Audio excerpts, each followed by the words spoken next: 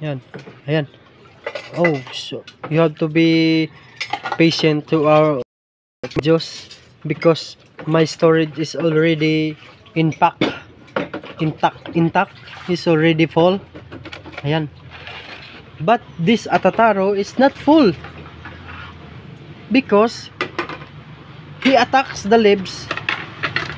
Ayan. Very faster.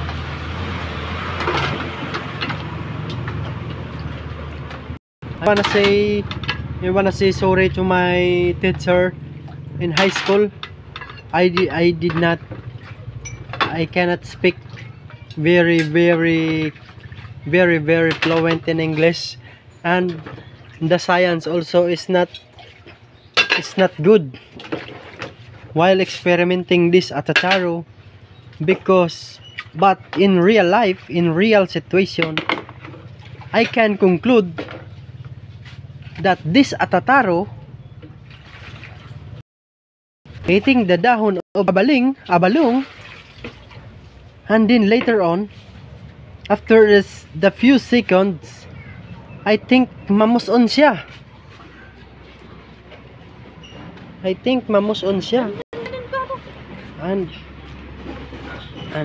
And that is the inus part of this Atataro.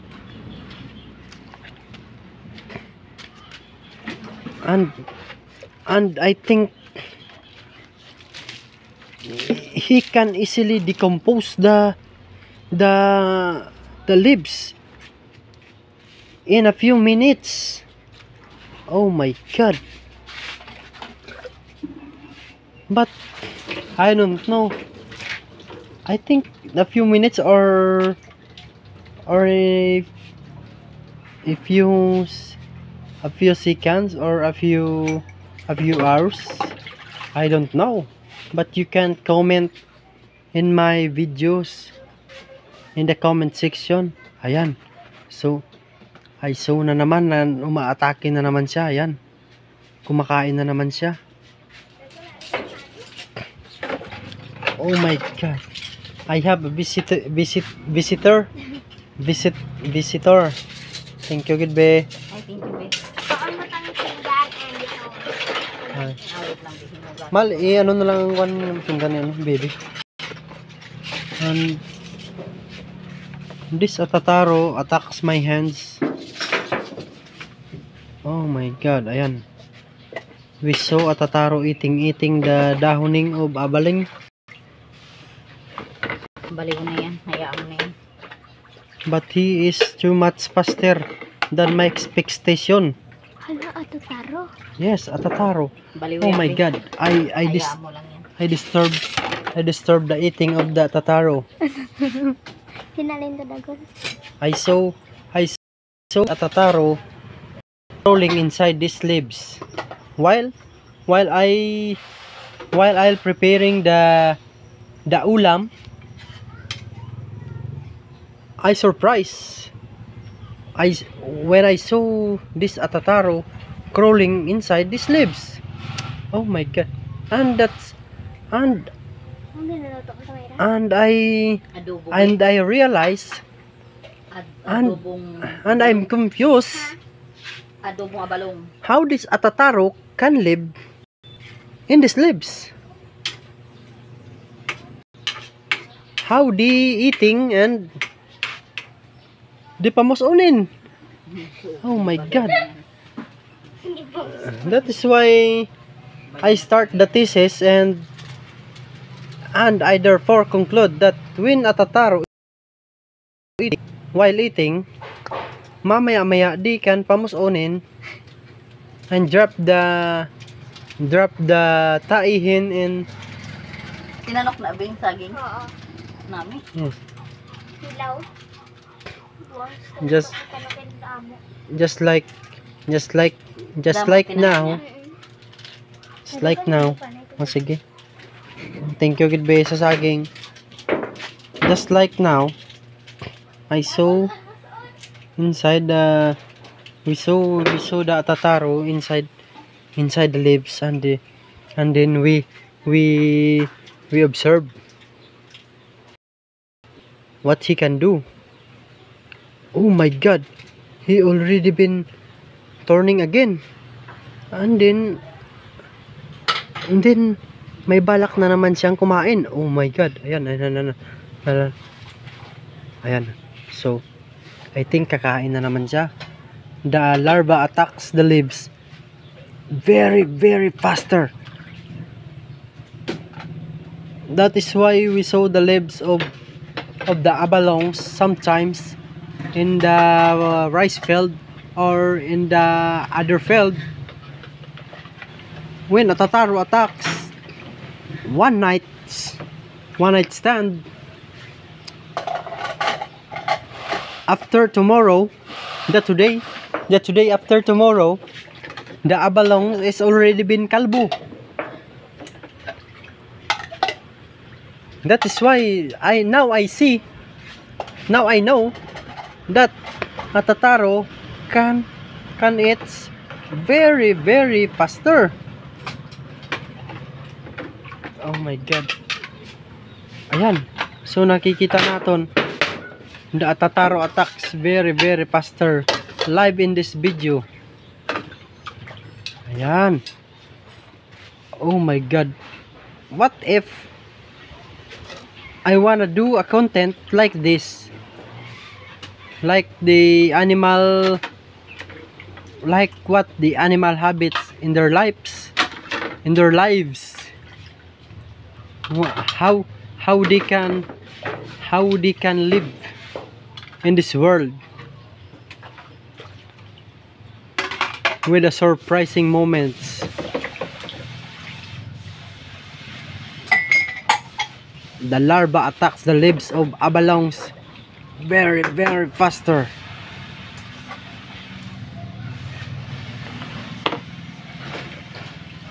That is why the larva is so tambok. That is why the larva is so tambok in a very, very few moments.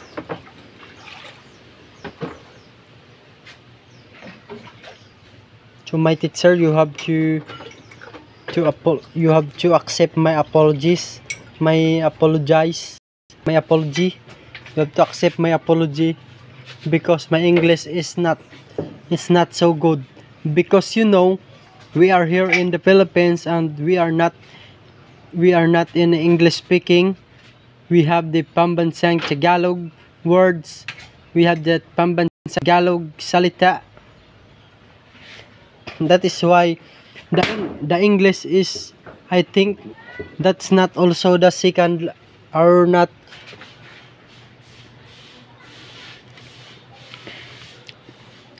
langgaw.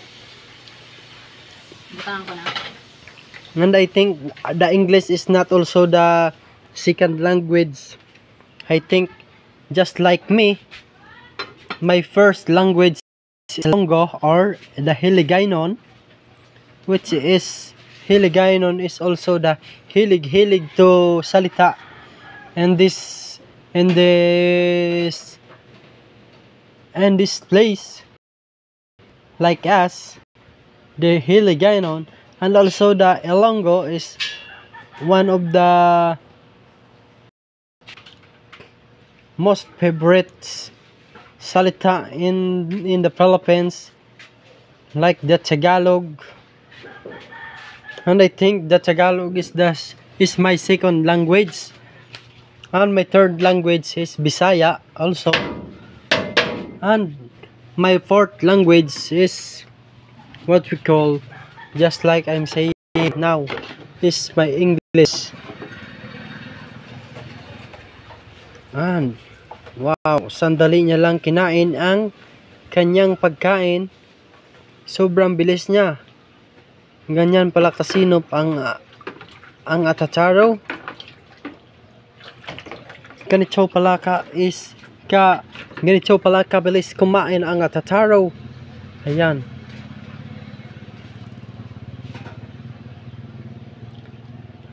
Ang dami ko nang nakita na movie. Kaya pala yung movie ay parang totoo kasi totoo naman talaga ang nakikita natin Ayan.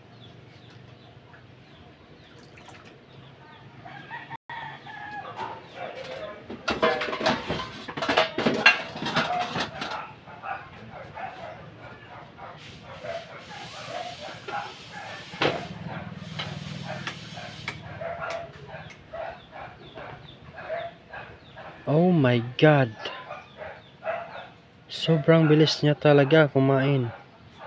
Man.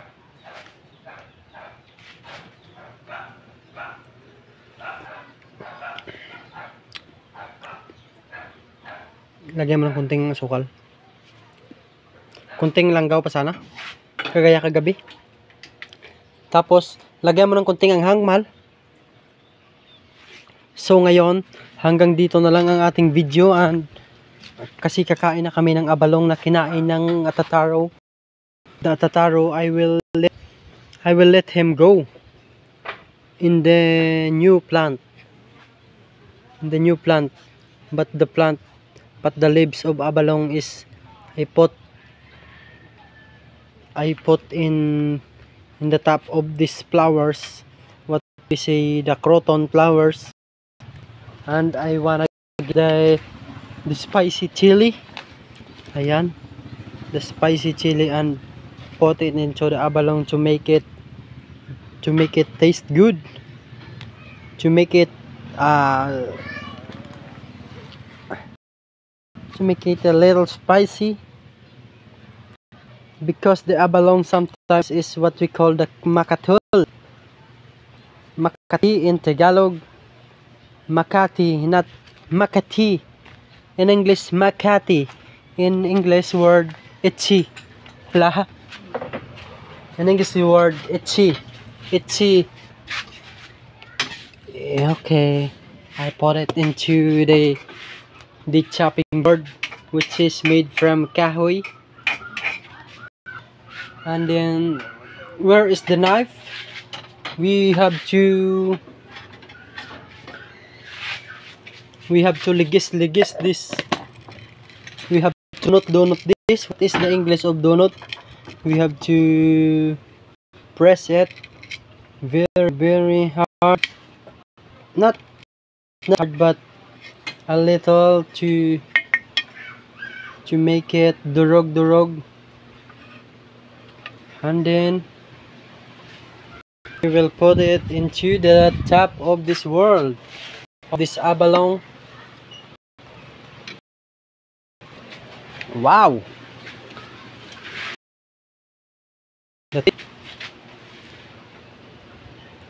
Oh my God! My wife cooked the abalong very delicious, very masarap. Yan. Bago pa man munahan kami ng atataro, niluto na namin ang kanyang pagkain, kasi kami po ay gutom na rin at kakain. So hanggang dito na lang din. This abalong is good for gata.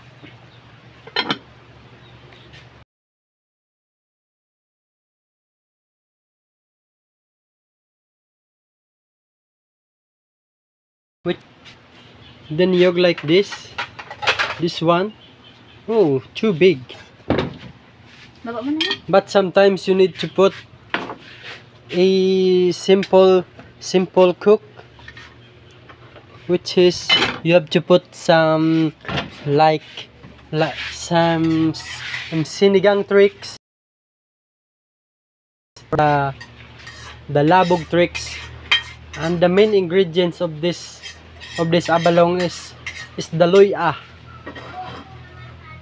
and the house to make it taste good, and this saging. So hanggang dito na lang.